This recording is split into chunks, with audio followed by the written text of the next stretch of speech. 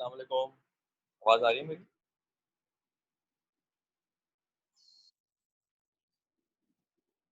चलें, परफेक्ट है।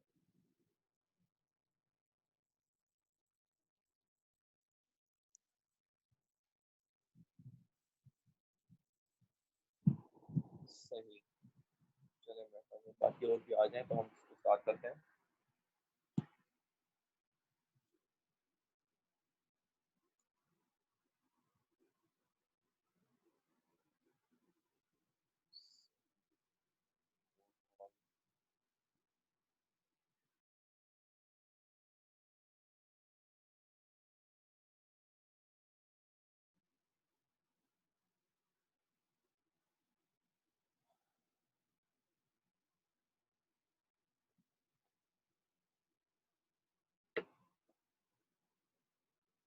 तैयारी कहाँ तक पहुँची आप लोगों की? कितना कर चुके हैं आप लेक्चर्स कंप्लीट कर चुके हैं?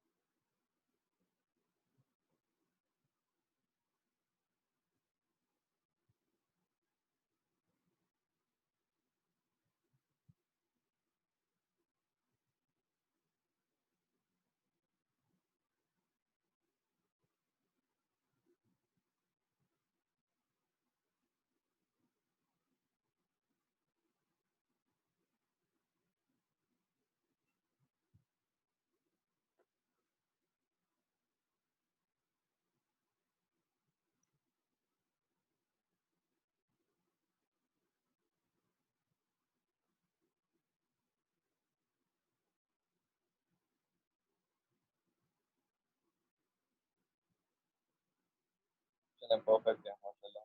गुड खालिद।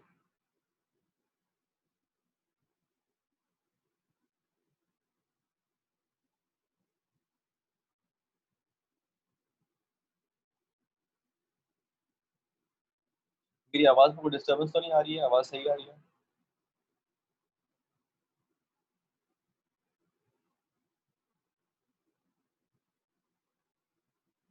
चलें गुड है। मेरे ख्याल में हम स्टार्ट करते हैं। सो आज हमारी जो अप्रोच होगी will be to complete our reporting standards और हमने यहाँ से स्टार्ट किया था मेरे ख्याल में आईएएस 10 से। We'll try to make sure that we complete all these summaries जो कि हमारी मैनुअल के अंदर मौजूद है। ऑफ कोर्स उसके अंदर सारे स्टैंडर्ड्स नहीं है बट इसके but all those important standards are here in this manual. And I would suggest कि if you really want to be sure about it, you also refer to Deloitte summaries जो मैंने आपको available की हुई हैं।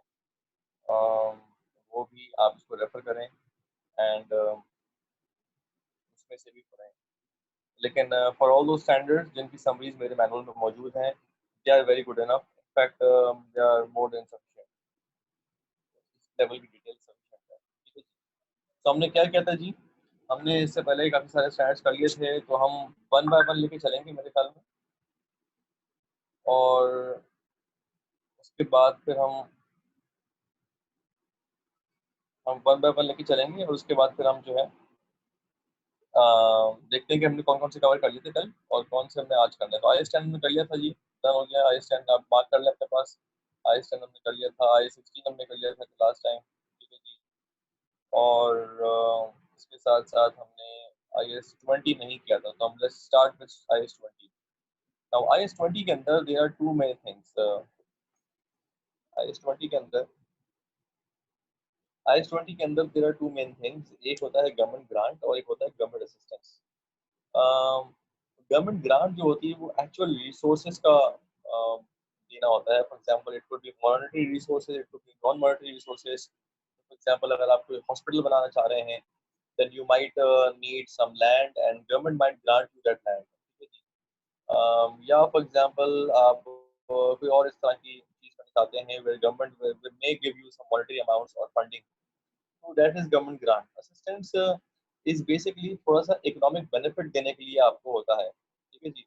सो assistant could be in the form of for example marketing reach या business advice या for example जैसे स्मैडा करता है, स्मॉल एंड मीडियम एंटरप्राइजेस, तो वो गवर्नमेंट फॉर एग्जांपल एक असिस्टेंस प्रोवाइड करती है टू एन इंडस्ट्री, जो कि इंडस्ट्री के लिए एट लार्ज होती है आमतौर पे। और उस बेसिकली वो एनवायरमेंटल बेनिफिट आमतौर पे मिलते हैं आपको, generally considered as environmental benefits for industry. इसके अलावा इंडिविजुअल स्पेसिफिक भी हो सकते हैं, it could be free marketing advice, something of that sort. So जो मेन डिफरेंस है वो ये है कि जहाँ पे एक्चुअल रिसोर्सेज मिल रही हैं आपको, इट कुड बी मॉनेटरी और नॉन मॉनेटरी, लैंड और फंडिंग और कैश, दैट्स गवर्नमेंट ग्रांट। और जहाँ पे आपको असिस्टेंस मिल रही है, जहाँ पे you are not getting the actual resources, but you are getting some sort of an ecosystem around it, or some sort of a advice or consulting, or for example इस तरह की जो चीजें मिल रही होती हैं, that's basically assistance.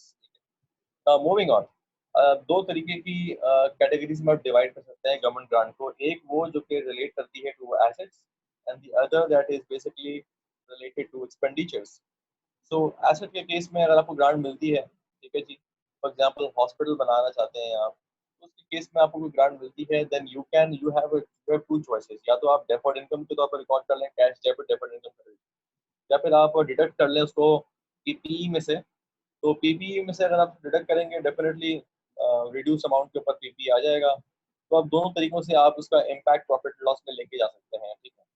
और जहाँ हम बात करते हैं फॉर एग्जांपल एक्सपेंडिचर्स के केस में wait, आवाज में डिस्टॉर्शन है। बाकी लोगों के लिए आवाज कैसे चल रही है भाई, डिस्टॉर्शन है?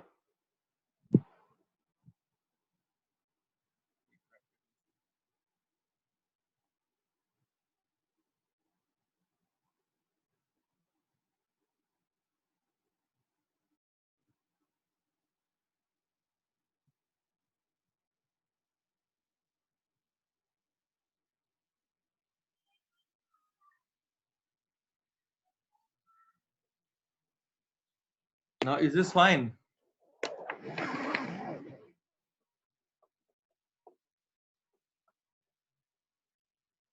ये आवाज बेहतर है?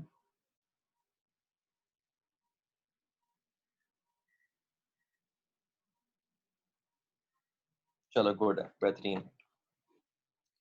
तो यार देखो, जब एक्सपेंडिचर की बात होती है तो एक्सपेंडिचर के केस में आपके पास दो सिचुएशंस बनती हैं। या तो ये एक्सपेंडिचर पुराना एक्सपेंडिचर है, चलो वंडरफुल, चलो या तो ये एक्सपेंडिचर पुराना एक्सपेंडिचर है। तो पुराने एक्सपेंडिचर के केस में जो ऑलरेडी आपने कर दिया है उसके केस में अगर गवर्नमेंट ने आपको कुछ दिया है, गवर्नमेंट ग्रांट दी है, तो उस केस में आपको रिकॉर्ड करना पड़ेगा उसको इमीडिएटली प्रॉफिट एंड लॉस में, there is no condition attached to it. But अगर आप फॉर एग्जांपल करंट या फ्यूचर कॉस्ट, लेट सपोज आपसे कहते हैं कि भाई 3 साल के लिए ट्रेनिंग प्रोवाइड करते हैं, तो 3 साल के लिए अगर आप ट्रेनिंग, अगर आप एक ट्रेनिंग कंपनी है जैसे फॉर एग्जांपल, और आपको वो कहते हैं कि नहीं यार आप एक काम करें, आप गवर्नमेंट के टीचर्स को ट्रेनिंग प्रोवाइड करें, और हम आपको फॉर एग्जांपल जो आप काम कर रहे हैं हम आपको इतना कंपनसेट कर देंगे कि हम आपको इतनी ग्रांट दे रहे हैं। So of course you have to record that grant over the period जिसमें वो कॉस्ट इनकर हो रही है, ठीक है जी। तो 3 साल के अंदर ही आपने उस ग्रांट को रिकॉर्ड करना पड़ेगा in your profit and loss. तो ये बेसिकली गवर्नमेंट ग्रांट की गुफ्तगू हो गई। नाउ आगे हम बात करते हैं अबाउट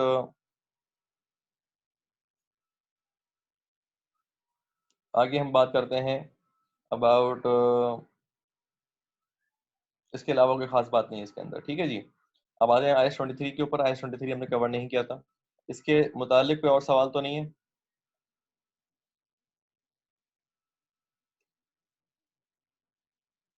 तो एग्जाम में ना कोई इस तरह का सवाल आ सकता है आपके पास कि भाई गवर्नमेंट ग्रांट है उसको उन्होंने उसी साल में रिकॉर्ड कर लिया। तो अगर मैं ऑडिट के पर्सपेक्टिव से बात करूं, so there could be a question कि यार गवर्नमेंट ग्रांट को उसी साल में रिकॉर्ड कर लिया, या फॉर एग्जांपल या लास्ट ईयर रिकॉर्ड किया था, तो वो एक फॉर एग्जांपल प्रॉब्लम आ चुकी है कि आपने लास्ट ईयर पूरे 3 साल की ग्रांट 3 साल में रिकॉर्ड होनी चाहिए थी, वो आपने लास्ट ईयर एक ही साल में रिकॉर्ड कर दी। इस तरह के मसले मसाइल पैदा हो सकते हैं। तो उसमें definitely you should be able to find out the correct treatment as per IS-20। और आप उसके हिसाब से उसको सजेस्ट कर सकते हो। ठीक है, IS-23 पे आते हैं। IS-23 बेसिकली बात करता है अबाउट बोरिंग कॉस्ट जो कि कैपिटलाइजेबल है या नहीं है। ठीक है, यहाँ इसका सवाल ये है, इसका जो इशू है ना वो ये है, इसके बारे में वो बात करता है। IS-23 कहता है कि भाई देखो, आपको उस बोरिंग कॉस्ट को कैपिटलाइज करना चाहिए जो कि डायरेक्टली एट्रीब्यूटेबल हो टू द एक्विजिशन, कंस्ट्रक्शन और production of a qualifying asset. ये है बुनियादी असूल। ठीक है जी। अब इसके अंदर पहली बात ये है कि डायरेक्टली एट्रीब्यूटेबल क्या होता है, दूसरी बात ये है कि क्वालिफाइंग एसेट क्या होता है। तो क्वालिफाइंग एसेट को समझना इंपॉर्टेंट है, क्योंकि हो सकता है कि इसके ऊपर भी कोई ना कोई सवाल, फॉर एग्जांपल कोई सिनेरियो बन जाए रिपोर्टिंग का। तो क्वालिफाइंग एसेट वो एसेट होते हैं जो कि सब्सटेंशियल पीरियड ऑफ टाइम लेते हैं, generally considered to be more than 1 year. And it could be inventory, it could be intangible, it could be PPE. So जरूरी नहीं है कि फॉर एग्जांपल वो कोई कैपिटल नहीं, वो कोई प्रॉपर्टी IS-16 का ही आइटम हो। Could be anything. So at times there are inventories जो कि more than a period of time ले सकती हैं. So those could be eligible for a qualifying asset. आपने करना क्या होता है कि आप दो तरह की बोरिंग कॉस्ट होती है, एक होती है जनरल बोरिंग, एक होती है स्पेसिफिक बोरिंग। तो जनरल बोरिंग होती है उसके अंदर आपके पास आप कैपिटलाइजेशन रेट, सॉरी जो स्पेसिफिक बोरिंग होती है पहले उससे बात कर लेते हैं। स्पेसिफिक बोरिंग होती है उसकी जी एक्चुअल, फॉर एग्जांपल आपने अगर एक खास लोन लिया है, एक खास बॉन्ड इशू किया है, एक खास लोन लिया है, तो उस लोन का एक स्पेसिफिक रेट होगा, उस रेट के ऊपर आपने उसको कैपिटलाइज कर लेना है। And if the condition of qualifying asset meets, ठीक है, तो अब आप उसको उसी प्रोजेक्ट का वो लोन लिया हुआ है, उसी प्रोजेक्ट की जो कॉस्ट है उसको कैपिटलाइज कर देंगे minus income on temporary investment. अब जाहिर है आपके पास पैसा बचा हुआ है, इन्वेस्टमेंट के जो कैश आउटफ्लोज हैं वो एक पर्टिकुलर पॉइंट इन टाइम पे आ रहे होते हैं, तो आप दरमियान में कुछ शॉर्ट टर्म इन्वेस्टमेंट्स कर लेते हैं, तो उसके ऊपर जो टेम्पररी इन्वेस्टमेंट इनकम आती है उसको आप इस कॉस्ट में से निकाल देंगे, और जो बाकी नेट कॉस्ट होगी वो आप कैपिटलाइज कर देंगे उस एसेट में, उस प्रोजेक्ट में जो कि जिसके लिए आपने लिया है। एक होती है जनरल बोरिंग, कंपनी के पास जनरली बहुत सारे फंड्स हैं, बोरो किया हुआ है, स्पेसिफिकली कोई लोन नहीं लिया हुआ है, कोई बॉन्ड इशू नहीं किया है, कोई इस तरह के कोई सकूक और पीआईबी और इस तरह की, यानी कोई किसी तरह की फॉर एग्जांपल लोन बोरिंग्स आपके पास नहीं है for the purpose of that specific asset. इसका ये मतलब नहीं कि वो डायरेक्टली एट्रीब्यूटेबल नहीं है, डायरेक्टली एट्रीब्यूटेबल है, बट स्पेसिफिकली बोरो नहीं किया है। ठीक है, तो अगर डायरेक्टली एट्रीब्यूटेबल है, क्वालिफाइंग एसेट है, तो आपके पास अगर जनरल बोरिंग से आपने वो पैसा इस्तेमाल किया है तो आपको कैपिटलाइजेशन रेट यूज करना पड़ेगा। कैपिटलाइजेशन रेट जो होगा वो कैसे निकलता है, जरा बताओगे मुझे? How do you find capitalisation rate?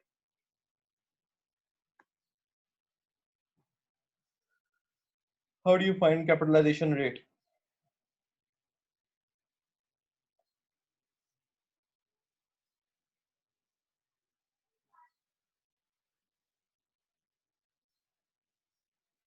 Capitalisation rate क्या weighted average cost of capital होता है क्या? वेटेड एवरेज, बिल्कुल ठीक है, सही। चलें आगे बढ़ते हैं। जनरल बोरिंग्स हमारे पास आ गई, खत्म हो गई बात। IS-24 पे आते हैं जी। IS-23 खत्म। ठीक है जी। IS-24 पे हम आएंगे तो IS-24 में जो सबसे इंपॉर्टेंट बात है वो उसकी डेफिनेशन है। ठीक है, जो डेफिनेशन ऑफ रेल पार्टी है उसको जरा समझ लेते हैं तो ये IS-24 खुद ही खत्म हो जाएगा। ठीक है, तो जरा मैं पढ़ लेता हूँ उसको प्रॉपर तरीके से। Rail party is a person और entity that is held that is related to the entity that is preparing the financial statements, that is क्या reporting entity भला जो भी है। ठीक है, a person or a close member of that person's family is related to a reporting entity if that person is has control joint control आप जानते हैं generally considered as more than 50%। अगर आपका स्टेक होता है तो आपको जनरली कंट्रोल मिल जाता है। ठीक है जी। There are other situations as well जहाँ पे लेस देन 50% पर भी कंट्रोल मिलता है, और जहाँ पे आप उसकी पॉलिसीज को कंट्रोल कर पा रहे हैं, but generally consider to be more than 50% item. So control is the criteria. और जॉइंट कंट्रोल अगर आपके पास है जहाँ पे आपकी जॉइंट डिसीजन मेकिंग हो रही है और कंसेंसस के साथ आप डिसीजन मेकिंग कर रहे होते हैं, that's joint control. or has a significant influence over the reporting entity, which is, for example, an associate, generally more than 20%, between 20 and 50% में आपका आप एक associate relationship में होते हैं generally। it could be a possibility that आप less than 20% के ऊपर भी आपका significant thank you Aslan. There could be a possibility you, welcome to the class. Yeah, there could be a possibility that आप less than 20% में भी हो और फिर भी आपका सिग्निफिकेंट इन्फ्लुएंस हो, यानी आप डिसीजन मेकिंग के अंदर आपका इन्फ्लुएंस हो, आप मेजर बोर्ड के अंदर शामिल हो और आपकी आपकी बात सुनी जाती हो और आप की डिसीजन मेकिंग के अंदर से हो, इन्फ्लुएंस हो, ठीक है जी. Is a member of the key management personnel of the reporting entity or a parent of the reporting entity, generally being part of the board or key management committee. अगर आप हैं तो definitely you are a related party. तो आप क्या है जी, अगर आपका कंट्रोल है रिपोर्टिंग एंटिटी के ऊपर, जॉइंट कंट्रोल है, सिग्निफिकेंट इन्फ्लुएंस है, या फिर आप member of the key management personal है, की एमपी हैं, तो फिर आप एक फॉर एग्जांपल रिलेटेड पार्टी हैं टू द रिपोर्टिंग एंटिटी. दूसरी बात, एन एंटिटी इज रिलेटेड, ठीक है जी. अच्छा, ये बात हो रही है पर्सन की और close member of the person की. क्लोज मेंबर कौन होता है भाई? क्लोज मेंबर कौन होता है? Who is a close member?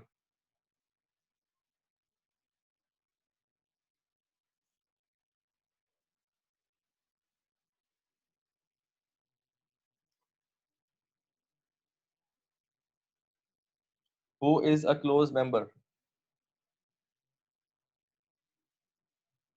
Father, mother, sister, brother, parents, father, spouse, independent siblings, sibling parents. ठीक है जी. चलें, तो अगर आपके पास सवाल में इस तरह से आता है कि फॉर एग्जांपल स्पाउस ऑफ की मैनेजमेंट पर्सन, तो spouse of the key management person जो होगा वो भी एक रिलेटेड एंटिटी होगा, ठीक है जी. तो अब क्योंकि यहाँ पे लिखा हुआ है अ पर्सन और a close member of the person's family, ठीक है जी. आगे बढ़ते हैं. An entity is related to a reporting entity if any of the following conditions apply.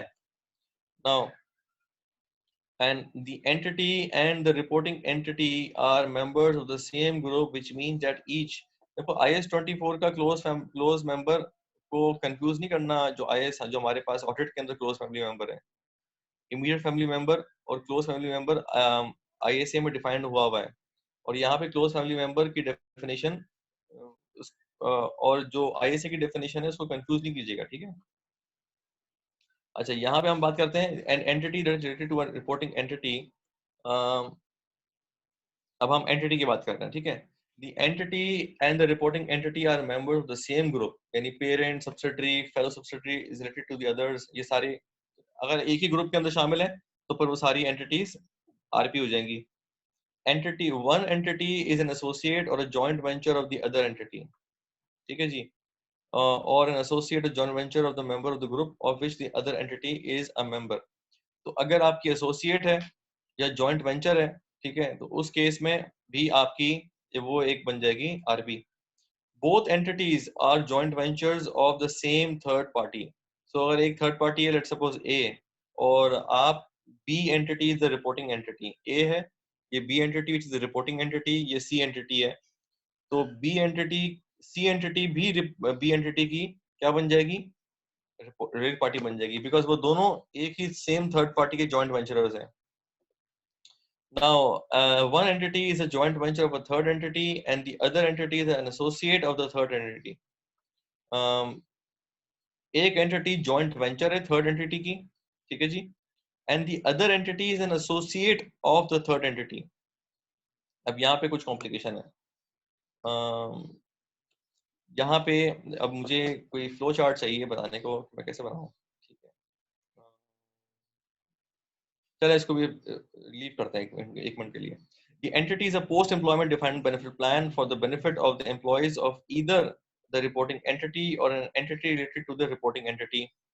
Now, post-employment defined benefit plan क्या होता है जी? It's basically a provident fund. For example, अगर आपका है कंपनी का, तो उस कंपनी का provident fund उस कंपनी के एम्प्लॉयज के लिए होता है और उसके कंपनी के एम्प्लॉयज के बेनिफिट के लिए होता है. तो अगर प्रोविडेंट फंड खुद एक एंटिटी डेफिनेटली होता है तो वो भी आपका हो जाएगा रेट पार्टी. या फिर लेट सपोज लेट्स सपोज आपकी पेरेंट का प्रोविडेंट फंड है, तो पेरेंट का प्रोविडेंट फंड भी आपका रिलेटेड पार्टी बन जाएगा। तो यहाँ पे क्या बात कर रहा है, is a post employment defined benefit plan for the benefit of the employees of either the reporting entity और an entity related to the reporting entity which is associate, parent, ठीक है जी, सब्सिडरी, फेलो सब्सिडरी, ये सारे यहाँ पे आ गए। Now if the reporting entity is itself such a plan, यानी अगर हम बात कर रहे हैं प्रोविडेंट फंड के रिलेटेड पार्टीज को ढूंढना चाह रहे हैं हम, ठीक है जी, तो अगर रिपोर्टिंग एंटिटी जो खुद एक प्लान है, तो the sponsoring employers are also related to the reporting entity. तो जिस एम्प्लॉयर का वो फंड है, तो वो, ठीक है, तो जिस एम्प्लॉय का वो डिफाइंड बेनिफिट प्लान है, वो एम्प्लॉयर भी उसका रिलेटेड रिलेटेड पार्टी बन जाएगा। सही है। Now 6 point is the entity is controlled or jointly controlled by a person identified in A. अगर एक एंटिटी फॉर एग्जांपल पेरेंट के कंट्रोल में है, सब्सिडरी के कंट्रोल में है, सब फेलो सब्सिडरी के कंट्रोल में है, तो उस केस में भी वो आपका बन जाएगा रिलेटेड पार्टी। सही है जी। A person identified in A has significant influence over the entity or is a member of the key management personnel of the entity. तो अगर लेट सपोज कोई बंदा आपका पेरेंट है, ठीक है जी, तो अगर उसका सिग्निफिकेंट इन्फ्लुएंस है आपकी एंटिटी के ऊपर, या फिर एक मिनट रुक जाइए, person identified in A1 has significant influence over the entity or is a member of the key management personnel of the entity or of a parent of the entity. If there is for example, सही है, तो कह रहे हैं भाई अगर आपका significant influence है आपके ऊपर और या फिर आपके की मैनेजमेंट पर्सनल के ऊपर, ठीक है, then in that situation that also becomes a related party. The entity or any member of the group of which it is a part provides key management personnel services to the reporting entity. The entity or any member of the group of which it is a part, ठीक है, provides key management personnel services to the reporting entity or to the parent of the reporting entity. For example, there are entities जो कि I can give you an example. There are entities जो कि CFO service provide करती हैं। जैसे मेरी अपनी खुद एक अकाउंटिंग फर्म है जो कि CFO सर्विस प्रोवाइड करती है। आपने बेसिकली क्या किया, आपने की मैनेजमेंट पर्सनल सर्विसेज प्रोवाइड कर दी किसको, रिपोर्टिंग एंटिटी को, तो वो अकाउंटिंग फर्म जो है वो भी आरपी बन जाएगी, बिकॉज वो की मैनेजमेंट पर्सनल प्रोवाइड करती है। सही है। उस एंटिटी को, जिस एंटिटी की हम बात कर रहे हैं, जिसको आपने प्रोवाइड किया है। So the यहाँ पे कुछ examples हैं. The following are deemed not to be related. For example, two entities simply because they have a director or a key manager in common. तो उस केस में आप two and two venturers who share joint control over a joint venture. Providers of finance, trade unions, public utilities companies, a single customer, supplier, franchisor with whom an entity transacts a significant volume of business. Okay, significant volume of business merely by virtue of the resulting economic dependence. Now अब आपने करना क्या होता है भाई, इसकी requirement आमतौर पर सिंपली ये होती है कि आरपी ट्रांजैक्शंस को आपने डिस्क्लोज करना होता है। लेट्स सपोज अगर एक कंपनी है जो कि आर्म्स लेंथ पे ट्रांजैक्शन नहीं करती है, तो would that be a non compliance to IAS 24? मैं सवाल ही पूछता हूँ आप लोगों से, मुझे बताइए। अगर एक कंपनी है जो आर्म्स लेंथ पे ट्रांजैक्शन नहीं करती है, तो आर्म्स लेंथ पे ट्रांजैक्शन ना करना, would that be a non compliance to IAS 24?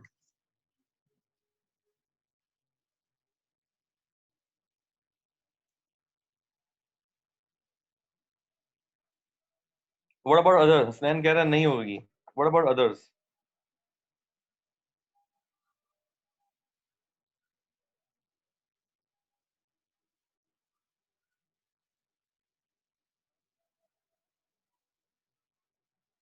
Could be. Hanzala कह रहे हैं कुड बी। मुबीन कह रहे हैं यस। हसनैन कह रहे हैं ओनली डिस्क्लोजर मैटर्स। ठीक है जी। अब देखिए, अगर कोई कंपनी ने अपनी आर्म्स लेंथ पे ट्रांजेक्शन नहीं कर रही है, सही है, मार्केट, लेट सपोज मार्केट पे ट्रांजेक्शन नहीं कर रही है, so in that situation it does not necessarily mean कि वो एक नॉन कंप्लायंस है IAS 24 की। IAS 24 मना नहीं करता है इस करने से। IAS 24 कहते हैं भाई डिस्क्लोज कर दो, बता दो उसका मतलब, ठीक है। तो सबसे इम्पोर्टेंट पॉइंट जो IS-24 के अंदर है तो ये कि आपने बता देना है। और अगर मैं इस पूरे इसका क्रक्स देखूं तो आपको मालूम होना चाहिए कि joint venturers, associate, subsidiary, parent, ये सारे आपके की मैनेजमेंट पर्सनल, सही है, जिनका सिग्निफिकेंट इन्फ्लुएंस हो आपके मैनेजमेंट पर्सनल के ऊपर, ठीक है, वो एंटिटी जो कि पोस्ट एम्प्लॉयमेंट बेनिफिट प्लान हो for your employees, joint venturers हो, एसोसिएट्स हो, ये सारे आपके क्या है, आरपी बन जाते हैं। समझ में आ गई बात? तो सिंपली स्पीकिंग IC56 के पर्सपेक्टिव से हो सकता है कि आपको बड़ा सिंपल सा सिनेरियो दिया जाए कि एक ट्रांजैक्शन हो रही है एसोसिएट के साथ, ट्रांजैक्शन हो रही है फॉर एग्जांपल जॉइंट वेंचर के साथ, ट्रांजैक्शन हो रही है सब्सिडरी के साथ पेरेंट के साथ, या पेरेंट की सब्सिडरी के साथ, ठीक है, या सब्सिडरी की सब्सिडरी के साथ, या एसोसिएट के साथ, या की मैनेजमेंट पर्सनल की इन्वेस्टमेंट वहां पर भी है यहाँ पर भी है, या की मैनेजमेंट पर्सनल की स्पाउस की इन्वेस्टमेंट, की स्पाउस जो है वो फॉर एग्जांपल जो है वो उसके क्लाइंट के बोर्ड में है। तो आप को इसको आइडेंटिफाई करना है और ये बताना है सिंपली कि यार जो रिस्क होगा उसमें ये होगा कि the RP may not be disclosed adequately. तो आरपी ट्रांजैक्शन को आरपी को डिस्क्लोज करना इसकी रिक्वायरमेंट होती है, ठीक है जी। और बेसिकली तीन बातें होती हैं, आरपी, आरपी ट्रांजैक्शन, यानी आरपी कौन है आपकी, आरपी ट्रांजैक्शन, और आरपी रिलेशनशिप, यानी आपका रिलेशनशिप क्या है। तो ये बताना आपको इंपॉर्टेंट होता है आपके लिए। Now moving on to the next standard which is IS-33। IS-33 जो है वो बेसिकली अर्निंग्स पर शेयर के बारे में बात करता है। दो तरह की ईपीएस निकलते हैं, एक होता है basic EPS, the other is your diluted EPS. ये बात समझना इंपॉर्टेंट है कि ये जो IS-33 है that is only applicable to publicly related entities और those which are about to be publicly related, ठीक है। सो यानी जिसकी आमतौर पे शेयर ट्रेड हो रहे हो स्टॉक एक्सचेंज के ऊपर, तो उस केस में उसके लिए ये एप्लीकेबल है। अच्छा, और आपको उसमें फिर आपको अपना ईपीएस शो करना पड़ता है on the face of your profit and loss. अब देखिए यहाँ पे ईपीएस जो है वो दो तरह का है, एक है बेसिक ईपीएस और दूसरा है डाइल्यूटेड ईपीएस। बेसिक ईपीएस के अंदर आप जानते हैं ये बात, इसका बहुत सिंपल सा फॉर्मूला है, net profit and loss attributable to ordinary share holders during a period, और डिवाइड करते हो आप इसको weighted average number of shares in issue during the period. Now इसकी जो कंप्यूटेशन होती है, जो न्यूमरेटर निकलता है, दैट इज प्राइमरीली आप इसको निकालते हो with profit and loss from continuing operations. Discontinued operations अगर आपके पास है तो उसको आप सेपरेटली शो करते हो।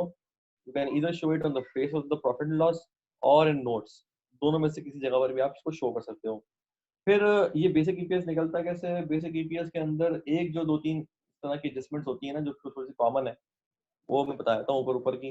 तो ये कि देखो अगर आपके पास आमतौर पर प्रेफरेंस शेयर्स अगर होते हैं जो कि इक्विटी भी क्लासिफाई होते हैं और लाइबिलिटी भी होते हैं IS-32 के हिसाब से, तो फिर अगर वो प्रेफरेंस शेयर्स जो कि लीगली इक्विटी हैं बट सब्सटेंस में वो लाइबिलिटी हैं IS-32 के हिसाब से, बिकॉज IS-32 सब्सटेंस की बात करता है, तो अगर वो सब्सटेंस के अंदर लाइबिलिटी है देन इन दैट सिचुएशन उसका एक्सपेंस रिकॉर्ड हुआ होगा प्रॉफिट लॉस में। तो उस एक्सपेंस को आपको निकला हुआ होगा प्रॉफिट में से, तो आपको ऐड बैक करना पड़ता है आपके टोटल अर्निंग्स में से, ठीक है जी। तो ये है बेसिकली सूरत हाल। और नीचे आपके पास आते हैं weighted average number of ordinary shares in issue, नीचे ऑर्डिनरी शेयर्स इशू आते हैं। डाइल्यूटेड ईपीएस कैसे निकलता है जी, डाइल्यूटेड ईपीएस निकलता है जब आप के पास कुछ पोटेंशियल ऑर्डिनरी शेयर्स होते हैं। पोटेंशियल ऑर्डिनरी शेयर्स मुख्तलिफ वजूहात की बुनियाद के ऊपर होते हैं। फॉर एग्जांपल आपके पास कन्वर्टेबल प्रेफरेंस शेयर्स हैं, कन्वर्टेबल बॉन्ड्स हैं, तो वो उसके अंदर ये ऑप्शन होता है that it could be converted into ordinary shares. और आपके पास लेट्स सपोज शेयर्स ऑप्शंस हैं, वारंट्स हैं, तो वो आपके पास मिसाल के तौर पे कन्वर्ट हो सकते हैं इनटू ऑर्डिनरी शेयर्स। तो आप डाइल्यूटेड ईपीएस कैसे निकालते हैं, आप डाइल्यूटेड ईपीएस निकालते हैं बाय, अब डाइल्यूटेड ईपीएस के अंदर आप मजीद यानी आप अपने अर्निंग्स को डाइल्यूट करते हैं with the potential ordinary shares और विद द शेयर कन्वर्जन। तो अगर आपके पास ऑप्शंस है तो फिर उसको भी कन्वर्ट करने के बाद देखते हैं कि आप टर्म्स ऑफ द ऑप्शंस या वारंट्स के हिसाब से आप कितने शेयर्स को इवेंचुअली इशू करेंगे इन ऑप्शंस के अगेंस्ट में। या अगर आपके पास कन्वर्टेबल बॉन्ड्स हैं या प्रेफरेंस शेयर्स हैं, तो आप इवेंचुअली उन कन्वर्टेबल प्रेफरेंस शेयर्स को या बॉन्ड्स को कितने ऑर्डिनरी शेयर्स में कन्वर्ट कर रहे होंगे, तो उसकी क्वांटिटी आप डालते हैं डिनोमिनेटर में, और न्यूमरेटर के अंदर आप जब जाहिर है जब आपने कन्वर्टेबल बॉन्ड को कन्वर्ट कर दिया इनटू शेयर्स, अब इसके ऊपर कोई इंटरेस्ट पे नहीं कर रहे होंगे। रेफरेंस शेयर्स जो कन्वर्टेबल हैं उनको उसको आप डिविडेंड को ऐड बैक कर देंगे, ताकि आपके पास जो टोटल अर्निंग्स आ जाएं वो आपके पास फॉर एग्जांपल आ जाएं after incorporating the impact of conversion of these potential ordinary shares. सही है जी। तो अब आपका आ जाएगा टोटल अर्निंग्स ऊपर, जिसके अंदर आपने ये सारा इम्पैक्ट ले लिया, और नीचे आपके पास आ जाएंगे for example weighted average number of shares, जिसके अंदर कन्वर्टेबल पोटेंशियल ऑर्डिनरी शेयर्स का भी इम्पैक्ट है। और ये आपके पास अब देखें, सवाल इस तरह का पॉसिबल आ सकता है कि वो आपसे बोलेगा भाई आप जो है कंपनी ने कन्वर्टेबल ऑप्शंस का पोटेंशियल ऑर्डिनरी शेयर्स का इम्पैक्ट नहीं लिया। एक कंपनी समझती है कि नहीं यार उसका इम्पैक्ट नहीं लेना चाहिए, क्योंकि वो तो होने नहीं है। कंपनी समझती है, company management believe that it is very unlikely कि पोटेंशियल ऑर्डिनरी शेयर्स जो है ना ये कन्वर्ट होंगे इनटू ऑर्डिनरी शेयर्स, या it is very unlikely that the options will be exercised, और इसकी बुनियाद के ऊपर हमने डायल्यूटेड डीपीएस में इम्पैक्ट नहीं लिया। तो अगर इस तरह की बात करते हैं तो आप बोलेंगे भाई इस तरह की बात अलाउड नहीं है, आपको इसको कन्वर्ट करना पड़ेगा। ठीक है, सॉरी आपको इसको इनकॉर्पोरेट करना पड़ेगा इम्पैक्ट पोटेंशियल ऑर्डिनरी शेयर्स का। या बेसिक ईपीएस के अंदर जो है वो फॉर एग्जांपल कोई वर्किंग के अंदर या डिस्क्लोजर के अंदर इशू आ रहा है, तो this there could be possible या डिस्क्लोजर इशू, यार आई 33 के हिसाब से उन्होंने डिस्क्लोज नहीं किया ईपीएस, और इट कुड पॉसिबली बी ये कंपटीशन के अंदर वो आपको नहीं घुसाएंगे, ये वो सिर्फ और सिर्फ आपको इसके डिस्क्लोजर के मैटर के अंदर घुसा सकते हैं। For that you also need to look at यार ये कंपनी के पब्लिकली ट्रेडेड है या नहीं है, यानी इसके शेयर्स इसके इंस्ट्रूमेंट्स क्या पब्लिकली ट्रेड हो रहे हैं या नहीं हो रहे हैं। तो अब आपने इसको देखते हुए आपने ये बात कहनी होगी कि ये नॉन कंप्लायंस है या नहीं है। सही है जी, समझ में आती है बात। तो I think this will be sufficient detail जो कि आपका आई 33 में कवर होती है। बाकी इसके स्टेप्स हैं, दीज आर ऑल डिटेल्स जिसकी मेरे ख्याल में ज़रूरत नहीं है कि आप राइट इशू को कैसे निकालते हैं, आप फॉर एग्जांपल इन स्टेप्स को कैसे कन्वर्ट करते हैं, मेरे ख्याल में इसकी ज़रूरत नहीं है। नाउ मूविंग ऑन, 36 पे हमने बात कर ली थी कल।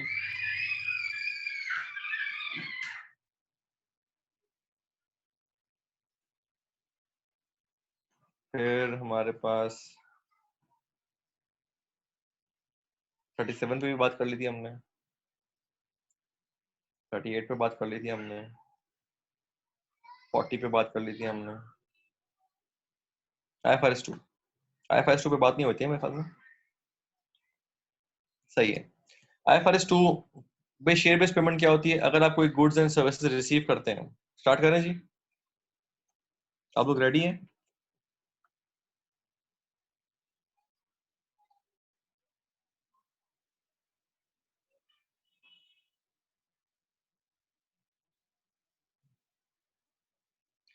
चलें, स्पीड स्लो है तेज करूं क्या करूं, मतलब सही है।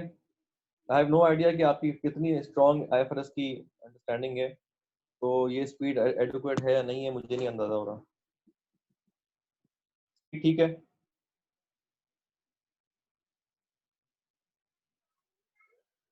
ऑनलाइन में समझ में तो नहीं आता ना कि आप लोग क्या, आपकी चेहरे नजर भी नहीं आते हैं, समझ में नहीं आता है कि क्या हो रहा है। हवा के अंदर जो है ना वो फायर होते हैं। चलें, मैं स्टार्ट करता हूँ। ये स्टडी मैनुअल C5 का मैनुअल है भाई। नमाज का ब्रेक मेरे ख्याल में कर लेते हैं। कितने बजे नमाज है मेरी? आप किस इलाके में और कहाँ हैं?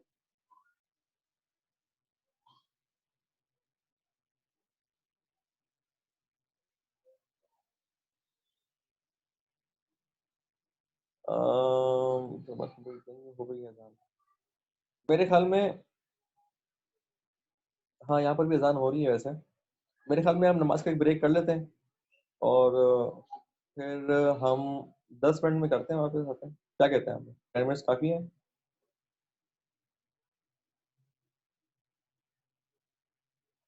चलें ठीक है, ये मैंने इसको अभी ये कंटिन्यू हुआ हुआ है सो विल कम बैक. अभी ये 5:40 हो रहे हैं मेरी घड़ी में, 5:50 पे आते हैं, ठीक है, ताकि हम 6:30 पे इसको क्लोज करें विद ऑल दी स्टैंडर्ड्स. चलो.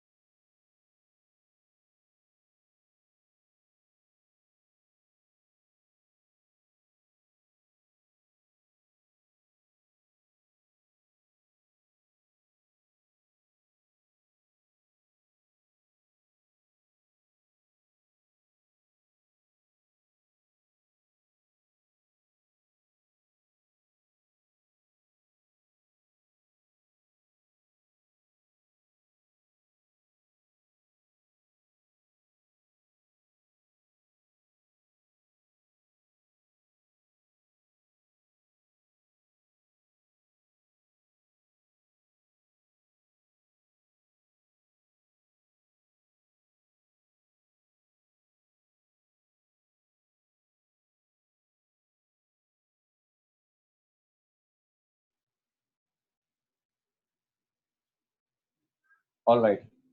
So coming back. अब देखें, यहाँ पे आपके पास दो तरह की अरेंजमेंट हो सकती है. Once you have a cash settle, the other.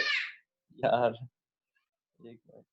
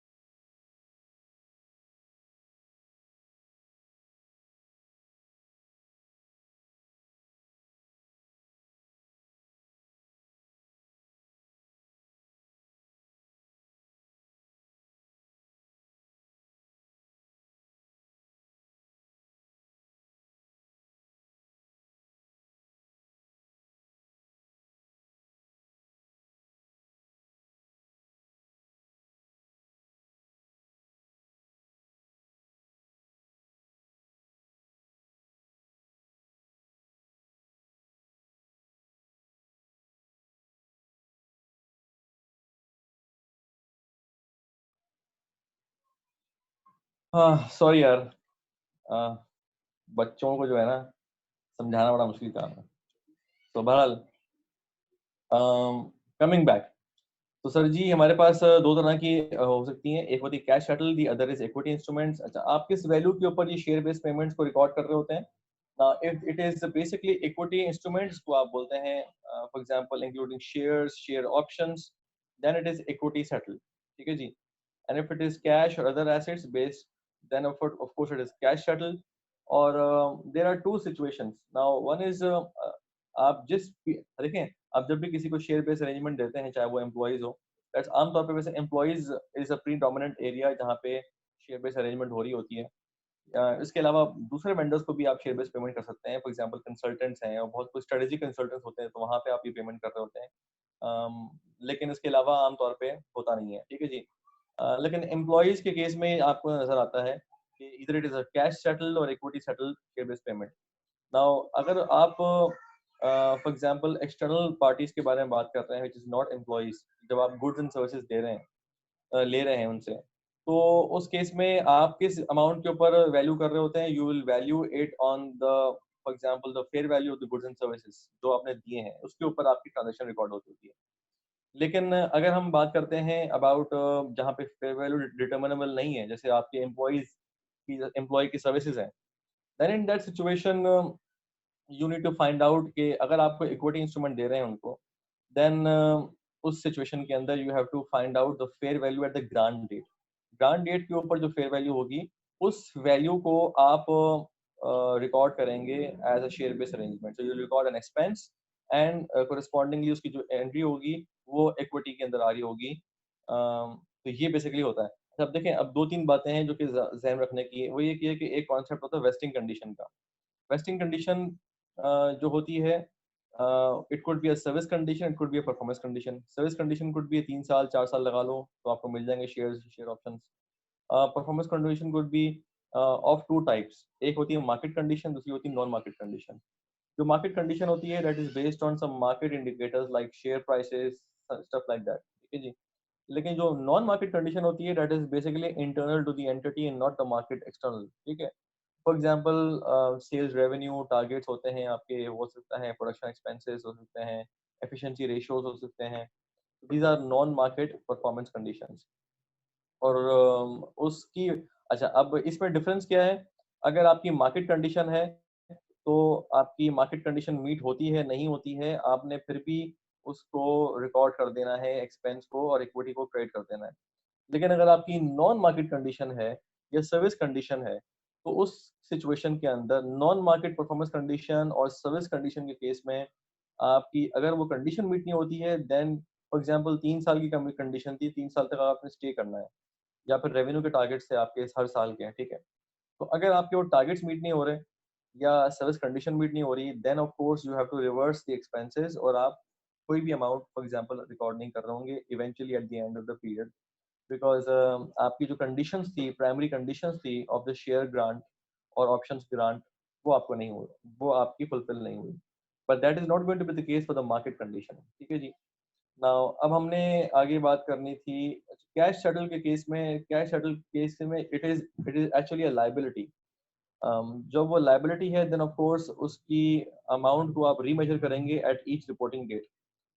Equity settle के केस में क्योंकि वो इक्विटी ट्रांजेक्शन होती है, it is not remeasured at each reporting date and that's why fair value, हाँ मैं रिपीट कर देता हूँ Ahmad, that's why the fair value of the equity settled, जो कि ग्रांट डेट के ऊपर जो fair value of the equity instrument है उसके ऊपर वो फिक्स हो जाती है।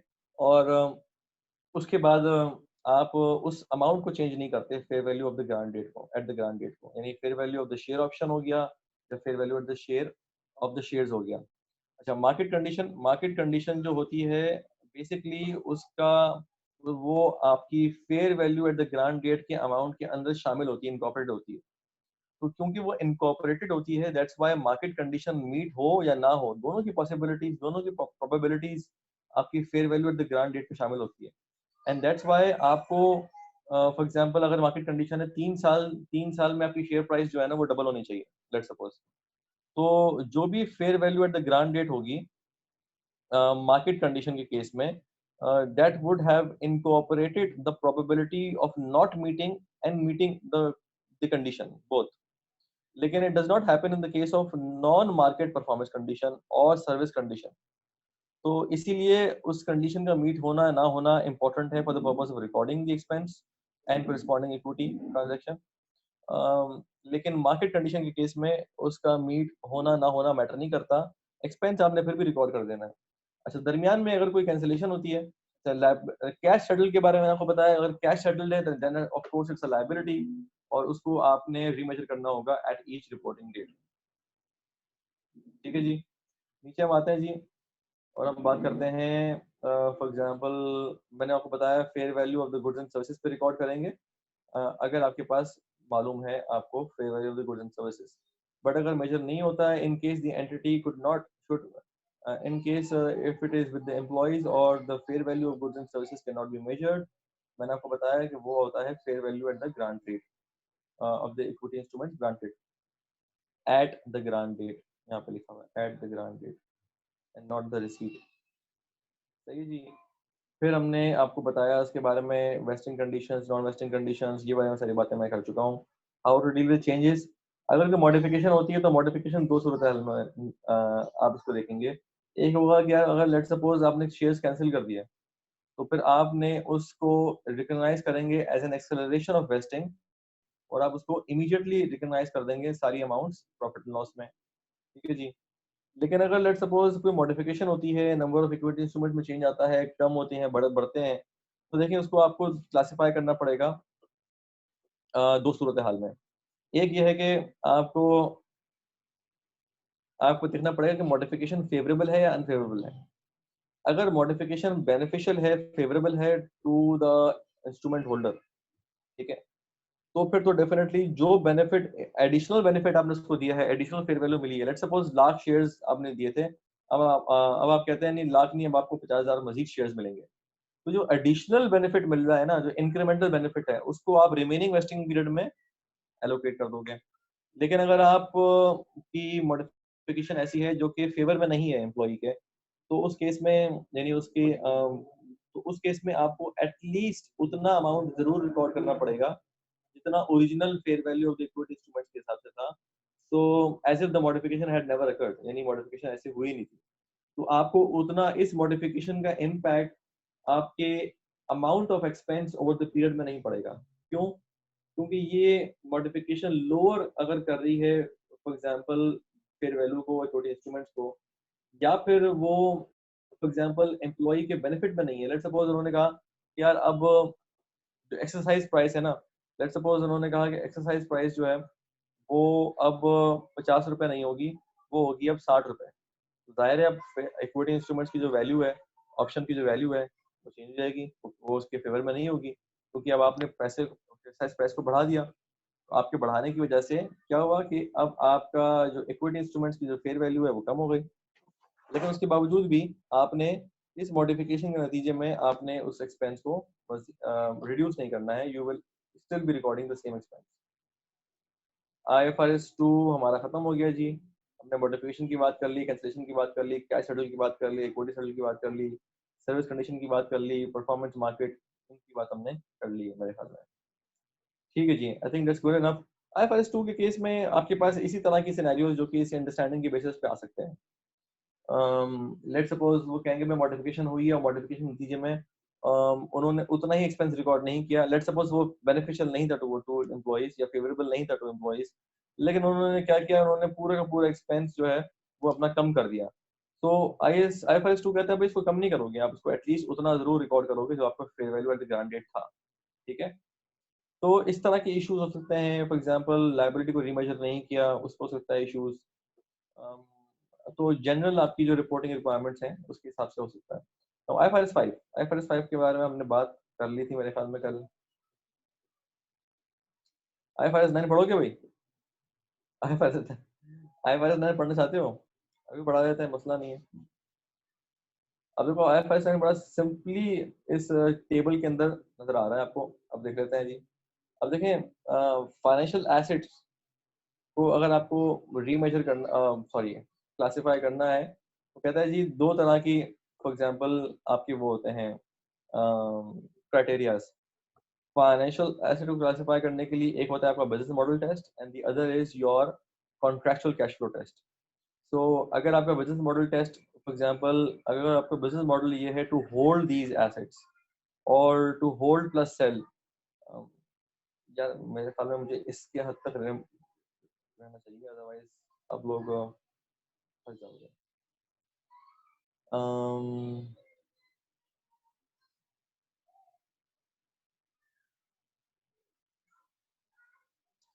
ये समरी अच्छी है ऐसा। हाँ देखें, वैसे बुनियादी तौर पे वो दो क्राइटेरिया बयान करता है, but business model is going to change the classification of financial asset.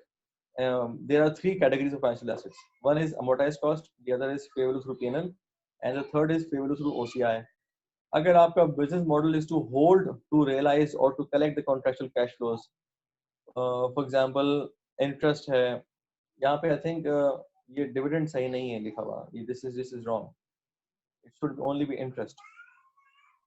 हाँ, dividend is for shares और भले हाँ डिविडेंड हो सकता है, बट प्रेफरेंस शेयर के लिए हो सकता है। हाँ सही है, वो जो रिडीमेबल प्रेफरेंस शेयर्स हैं वो लायबिलिटी हो जाएंगी आपकी, एक्यूमुलेटेड रिडीमेबल। हाँ सही है। बहरहाल चलें, अमोर्टाइज कॉस्ट, अगर आपका business model is to hold the contractual cash flows, that means amortise cost हो जाएगा। अगर आपको business model is to hold, not hold but you to sell it, या आप उसका जो गेन प्राइमरीली लेंगे वो लेंगे by selling, by making a profit by selling it, तो फिर आप इसको रिकॉर्ड करेंगे at fair value through profit and loss. और अगर आप इसको for example you want to hold and sell. तो अगर डिपेंड करता है मार्केट सिचुएशन के ऊपर, अगर आप समझते हैं कि नहीं यार ये जो एसेट है उसको मैं सेल भी कर सकता हूँ, उसको मैं होल्ड भी कर सकता हूँ depending on the market situation, then of course in that situation you will classify it at fair value through OCI. Now अगर हम फाइनेंशियल लायबिलिटीज की बात करें तो तमाम तरफ फाइनेंशियल लायबिलिटीज रिकॉर्ड होती हैं अमोर्टाइज कॉस्ट पे except for derivatives classified as fair value through PNL, और या फिर हेल्ड फॉर ट्रेडिंग इन्वेस्टमेंट्स जो कि आपकी होती हैं fair value through profit loss, unless of course अगर वो हेज होता है तो उस केस में वो स्पेशली हमारा कैश फ्लो हेज होता है वहां पे आप ओसीआई में रिकॉर्ड कर रहे होते हैं। तो इनिशियल मेजरमेंट आप कैसे करते हैं एसेट्स के केस में, अगर अमोर्टाइज कॉस्ट है fair value plus transaction cost. अगर आप फॉर एग्जांपल बात करते हैं fair value through profit and loss, it should only be fair value, but fair value through OCI के अंदर भी आप ट्रांजैक्शन कॉस्ट को कैपिटलाइज करते हैं।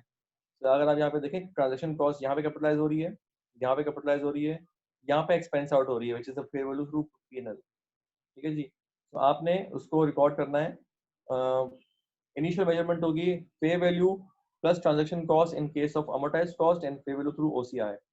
लेकिन अगर पे वैल्यू थ्रू पीएनएल है तो उस केस में सिर्फ और सिर्फ आप उसको फेयर वैल्यू के ऊपर रिकॉर्ड कर रहे होते हैं which is the amount of purchase consideration. अच्छा ये भी अगर let suppose purchase fair value, अगर आपकी जो परचेज प्राइस है which is not equal to the fair value, तो जो डिफरेंस होता है that you record in profit and loss. Let suppose अगर आपने फॉर एग्जांपल फ्री 0% इंटरेस्ट के ऊपर आपने एक फॉर एग्जांपल इंस्ट्रूमेंट इशू कर दिया, तो उस केस में उसकी जो फेयर वैल्यू होगी that is the present value of the cash flows at the market rate, और वो fair value will not be वो fair value will not be equal to the consideration given. क्यों? क्योंकि जो डिफरेंस है between the fair value and the purchase price is there, तो जो present value होगी definitely will be lower than the consideration given. Let's suppose आपने लाख रुपए का लोन दिया किसी को बगैर किसी इंटरेस्ट के, तो उसको अगर डिस्काउंट करोगे तो उसकी आ जाएगी फेयर वैल्यू। लेट सपोज 3 साल का interest non interest bearing loan था, सॉरी नॉन इंटरेस्ट बेरिंग नहीं, फ्री फ्री रेट के ऊपर, जीरो रेट के ऊपर आपने इंटरेस्ट किया तो लोन दिया, तो उस केस में जो आप डिस्काउंट करेंगे प्रेजेंट वैल्यू के ऊपर that will be your fair value. और आपने लाख रुपए दिए और लेट सपोज डिस्काउंटेड वैल्यू आती है 80,000 रुपए, तो 20,000 रुपए का जो डिफरेंस होगा that will be recorded in profit and loss.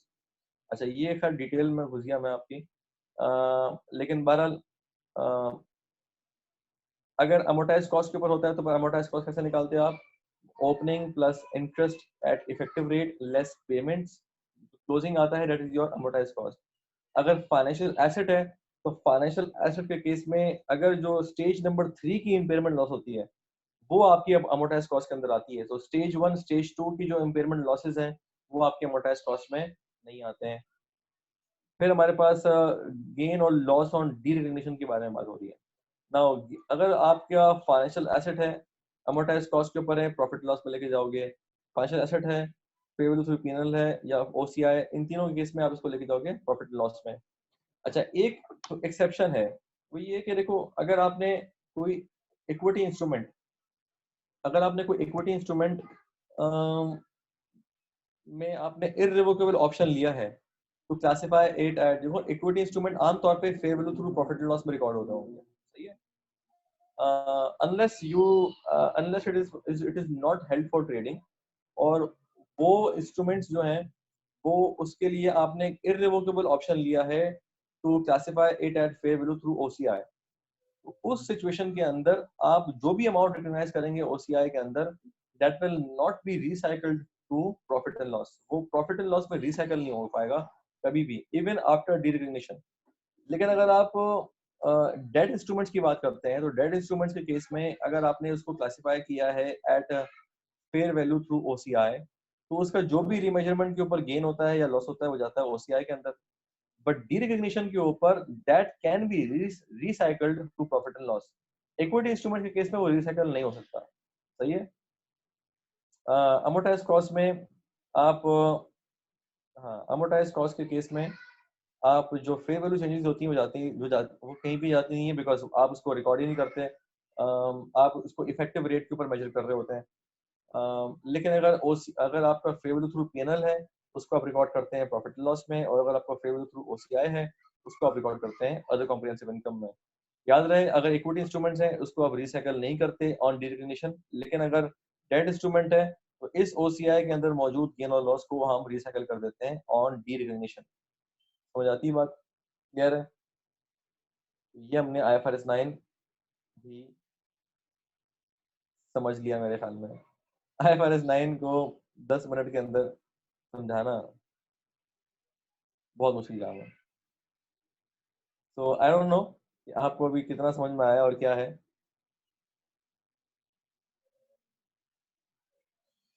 But of course एक अंडरस्टैंडिंग बेसिक लेवल की आपके पास होनी चाहिए just to be able to find out कि IFRS 9 में कोई सवाल है तो मुझसे पूछ सकते हैं। IFRS 9 थोड़ा सा डिफिकल्ट है। You must, I think you may have some questions.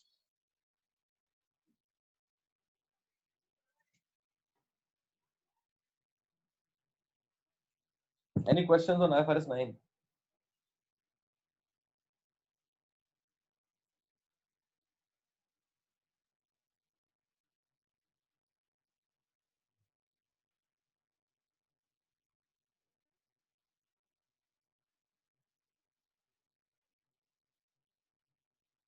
देखें, स्वैपिंग के अंदर आमतौर पे जैसे अंजला derivative, embedded derivative, elaborate please. अच्छा यार, ये डिफिकल्ट, ये थोड़ा सा ज्यादा लेवल के हो जाएगा मेरे ख्याल में, आप इसमें ना घुसे तो बेहतर है। डेरिवेटिव की जो अकाउंटिंग ट्रीटमेंट है जनरली में आप समझ लें, वो ये होता है कि आप उसको फेयर वैल्यू थ्रू पीएल में लेके जाते हैं, ठीक है। अगर एम्बेडेड डेरिवेटिव है यानी किसी होस्ट कॉन्ट्रैक्ट के ऊपर, आपके ऊपर जो है ना वो आपने फॉर एग्जांपल कोई ऑप्शन है, कोई फॉर एग्जांपल कोई कॉन्ट्रैक्ट किया हुआ है करेंसी का, फॉरवर्ड कॉन्ट्रैक्ट किया हुआ है, तो उस केस में वो पूरा host contract will be treated as a fair value through PL. बस अब आप ये समझ लें, इससे आगे मत जाएं। अगर आपका C51 का पेपर नहीं है तो आप C56 में बस इसी हद तक रहें कि आपने उसको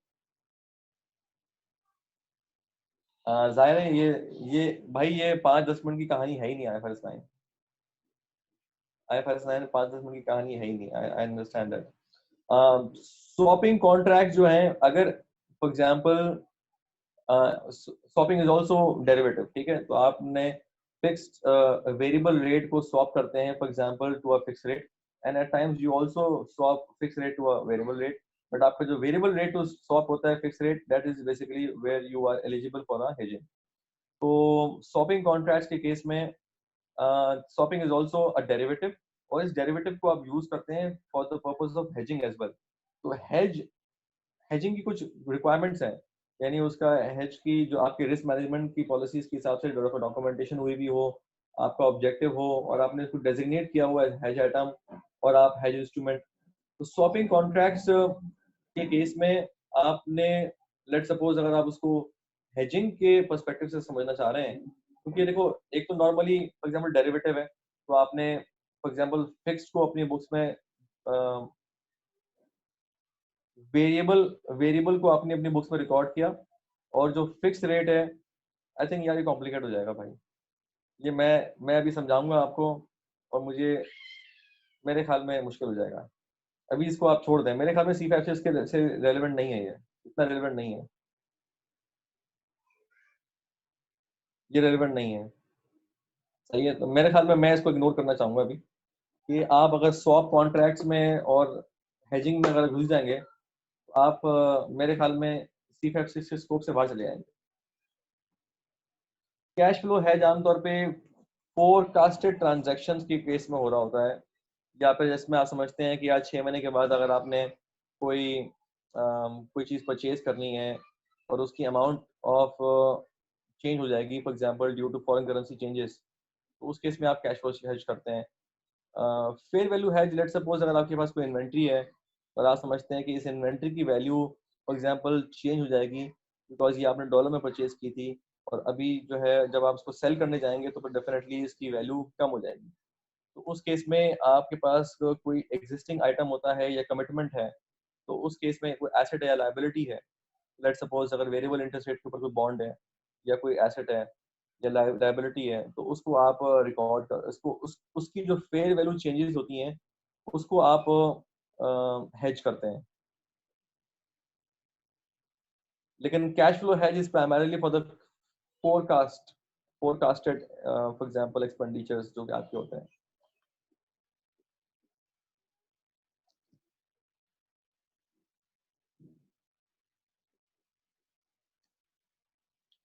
तो मेरे ख्याल में अब हम आगे बढ़ते हैं,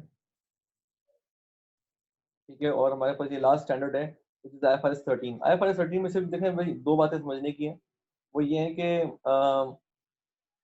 आपको मेजर करना होता है फेयर वैल्यू के ऊपर. जो उसकी डेफिनेशन है वो बड़ी इंपॉर्टेंट है. Fair value is the price that would be received to sell an asset, ठीक है, और paid to transfer a liability in an orderly transaction. This is basically your exit price, कि आप अपने एसेट को या लायबिलिटी को कितने अमाउंट के ऊपर एग्जिट कर रहे होगे, अपनी बुक्स में से निकाल रहे होगे.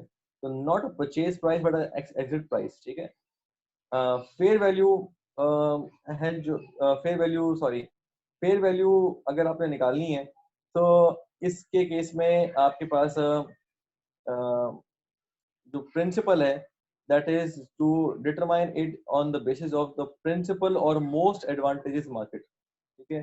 जो प्रिंसिपल मार्केट होगी जिसमें सबसे ज्यादा नंबर ऑफ ट्रांजैक्शन होती हैं उसको वो प्रिंसिपल मार्केट कहता है, जो कि उस एसेट के लिए सबसे ज्यादा ट्रांजैक्शन जनरेट करती है. और प्रिंसिपल और मोस्ट एडवांटेजेस मार्केट की बुनियाद के ऊपर वो करता है.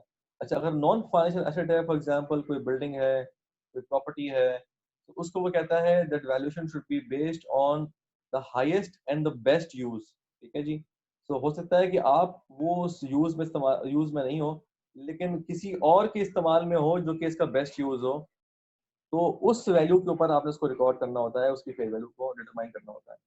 तो नॉन फाइनेंशियल एसेट के केस में आप उसको देखते हैं at the highest and the best use. और आमतौर पे जो एसेट और लायबिलिटी है उसको वो कहता है कि आप उसको प्रिंसिपल और most advantages market, it could be any market, ठीक है, और उसमें जहाँ पे आपकी अपनी रीच भी हो, ठीक है, तो उसकी बेसिस के ऊपर आपने फेयर वैल्यू डिटरमाइन करनी होती है. बाकी उसके बाद then you have some present value method जिसके जरिए से आप फेयर वैल्यू डिटरमाइन कर रहे होते हैं. और डिफरेंट तरह की अगर कोई रिस्ट्रिक्शन है उसको भी आपने अकाउंट फॉर करना पड़ता है इन योर फेयर वैल्यू, अगर कोई रिस्ट्रिक्शन है इन योर एसेट्स. बाकी इसमें एक सिंपल सा कॉन्सेप्ट है फेयर वैल्यू का, कि आपकी जो फेयर वैल्यू हायरार्की है, पहले आप करेंगे प्रिंसिपल और मोस्ट एडवांटेजेस मार्केट की बेसिस के ऊपर, and then you will resort to the valuation techniques जो कि आपके पास आती हैं. और आपने ऑब्जर्वेबल मार्केट डाटा उठाना होता है, जो कि मार्केट का डाटा होता है, वो आपने इनपुट उठाने होते हैं जो कि ऑब्जर्वेबल मार्केट डाटा की बुनियाद के ऊपर होते हैं. So that's about it. इसके अलावा की डिटेल मेरे ख्याल में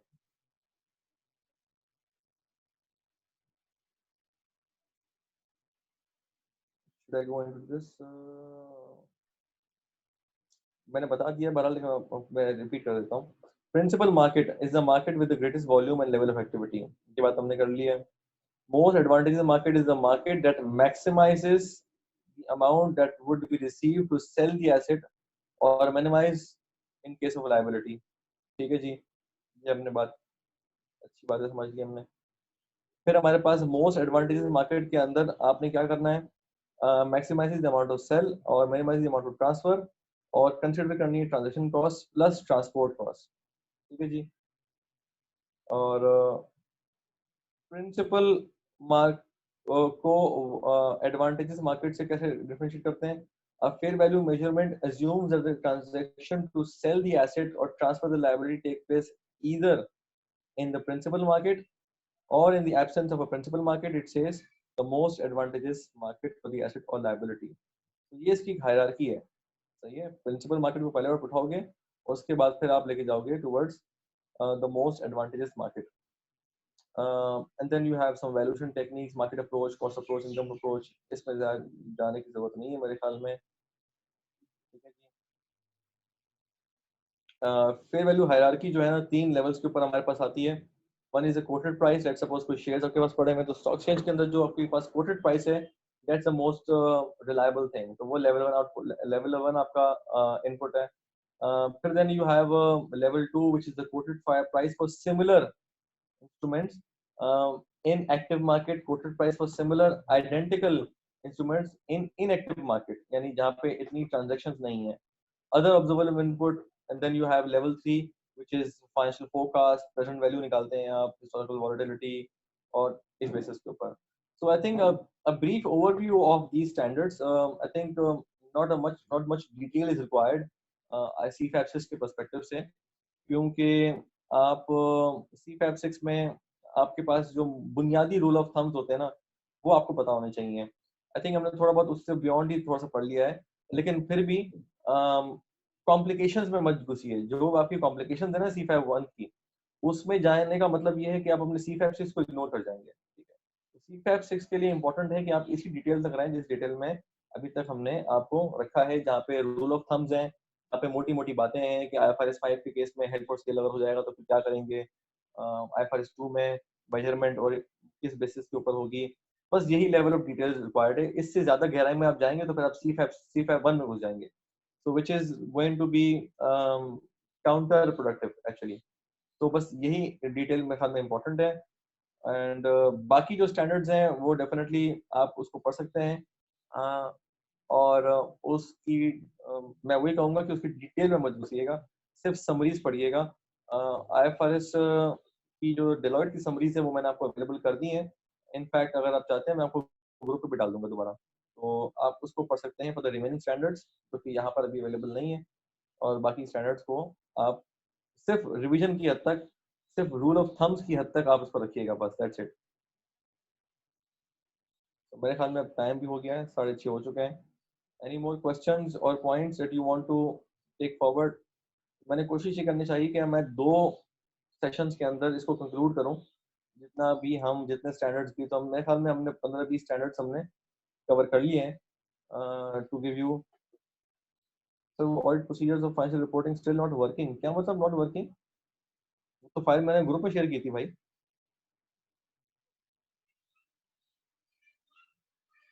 एडवर्क्स पे नहीं चल रही? ठीक है मैडम, मैं बात करता हूँ. मैं डाउन अच्छा मैं इसमें इसको डलवाता हूँ प्रॉपर तरीके से. कुछ इशू आ रहा है मेरे ख्याल में.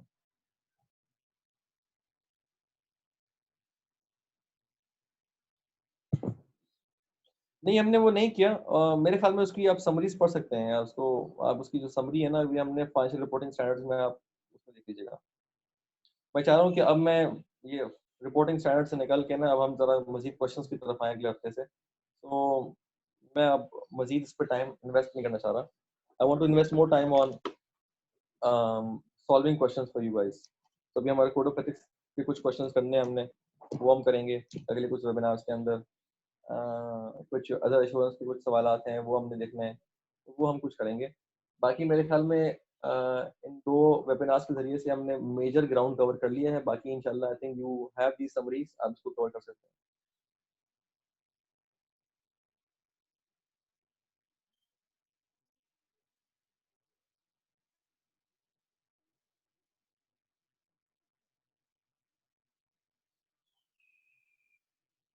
सही है जी.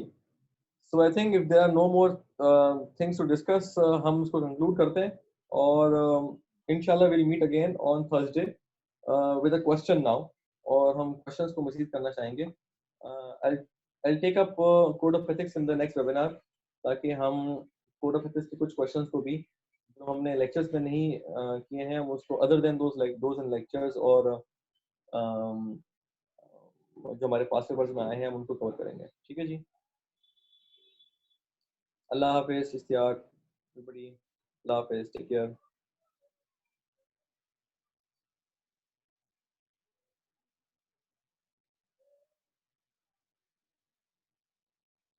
अल्लाह हाफिज. You are welcome.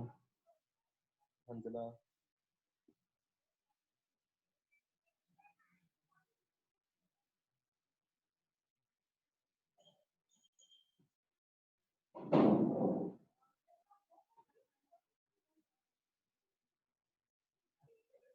Allah Hafiz.